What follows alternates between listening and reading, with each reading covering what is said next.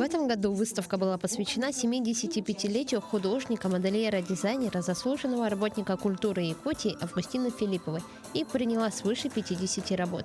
География работ обширна. Так были представлены авторские куклы из Усть-Майского, Среднеколымского, Мирнинского, Нижнеколымского, Верхневилюйского, Амгинского, Мегино-Кангаласского, Алайховского районов, города Якутска и других улусов.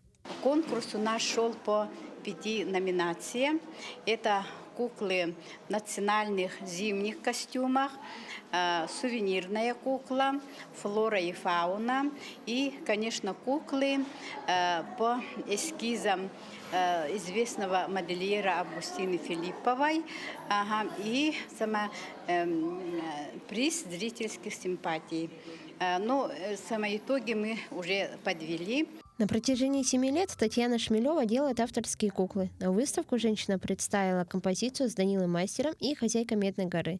На ее изготовление ушло около года. Композиция называется «Сказки Уральских гор». Когда делаю кукол, мне все время хочется сделать сказку, поэтому у меня никак не получается сделать одиночные куклы. Все время вот такие вот. Где-то идет пенофол, полимерная глина, то есть, в основном все.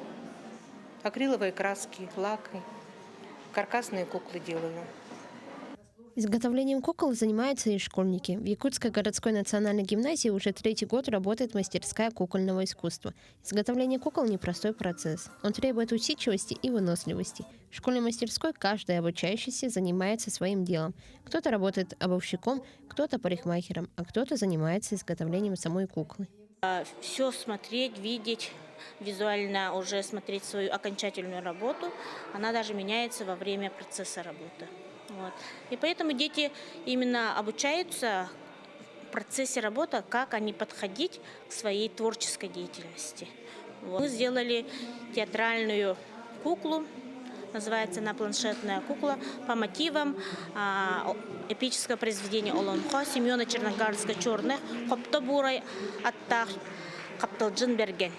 Из года в год интерес к кукольному мастерству растет, а качество и количество произведенных изделий повышается. Вероника Таирская, Григорий Хлопков, Якутск.